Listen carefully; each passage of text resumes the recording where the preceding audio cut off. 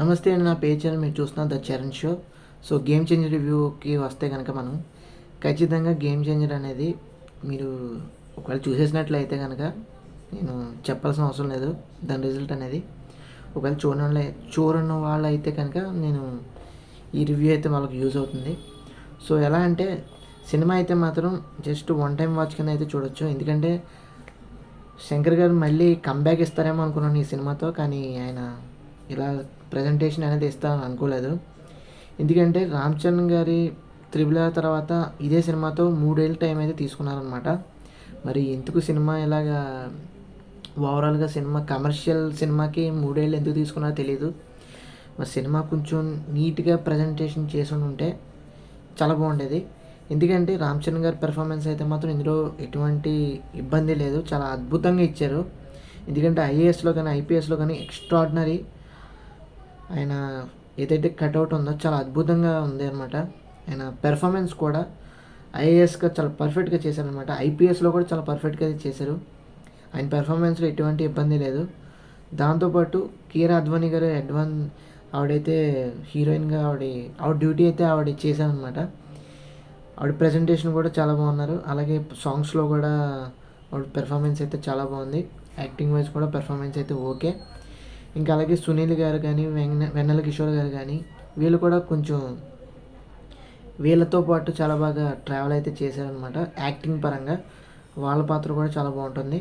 దాంతోపాటు మెయిన్గా మనకి ఐఏఎస్ కానీ పొలిటికల్ లీడర్ కానీ ఏ విధంగా అయితే కాన్ఫ్లిక్ట్ ఉంటుందో అది ఈ సినిమాలో మెయిన్గా చూపించారు.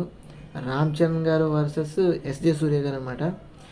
ఎస్జే సూర్య గారు అయితే రామ్ చరణ్ గారికి ధీటుగా ఇచ్చారనమాట. అందులో ఎటువంటి సందేహం లేదు. ఎస్జే సూర్య గారు చాలా నిజంగా రియల్గా భయపెట్టినట్టుగా మనకి స్క్రీన్ ప్రెజెన్స్ అయితే చూపించారనమాట.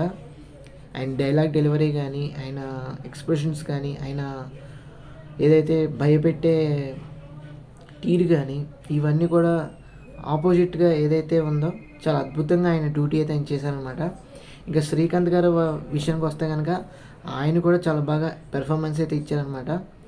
అటు సెకండ్ హాఫ్లో వచ్చే క్యారెక్టరైజేషన్ కానీ ఇటు ఫస్ట్ హాఫ్లో ఉండే ఆయన క్యారెక్టరైజేషన్ కానీ రెండింటిలోనూ చాలా అద్భుతంగా అయితే చేశారనమాట. సో దాంతోపాటు నెక్స్ట్ మనకి ఇంకా కొన్ని క్యారెక్టర్స్ అయితే ఉంటాయి. అవి కూడా వాళ్ళు చాలా బాగా అయితే న్యాయం చేశారు ఈ కథకి. అందులో ఎటువంటి సందేహం లేదు. ఇంకా యాక్టింగ్ వైజ్ అయిపోయింది కదా. ఇప్పుడు మ్యూజిక్ విషయంకి వస్తే కనుక తమన్ గారు అయితే మ్యూజిక్ అయితే చాలా అద్భుతంగా ఇచ్చారు. డోప్ అనే సాంగ్ మాత్రం చాలా బాగుంది. నానా హైరాణ సాంగ్ అయితే ఇందులో లేదనమాట. మరి ఎందుకు తీసారో తెలీదు. దాంతోపాటు ఇంకోటి ఏంటంటే కొండదేవర సాంగ్ కూడా చాలా బాగుంది. అందులో ఎటువంటి సందేహం లేదు. ఈ సాంగ్స్ అన్నీ కూడా ఏదైతే సెకండ్ హాఫ్ నుంచి 2 సాంగ్స్ ఉంటాయి అన్నమాట విలేజ్ బ్యాక్ డ్రాప్లో. సో దానికి మ్యూజిక్ మాత్రం చాలా బాగా ఇచ్చారు తమన్ గారు.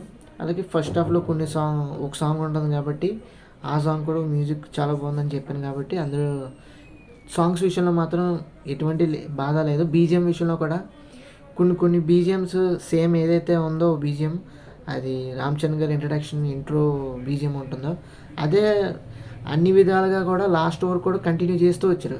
ఏ విధంగా కూడా బీజిఎం మార్చడం అయితే జరగలేదన్నమాట. మరి ఎందుకు అలా చేశారో మాకు తెలియదు.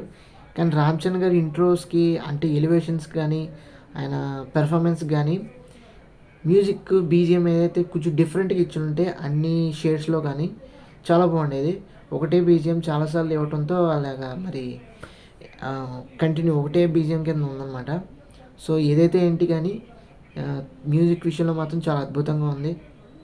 దాంతోపాటు next production value Dil Raju గారు ఈ సినిమాని 400-500 కోట్లు పెట్టి తీశారని చెప్తున్నారు.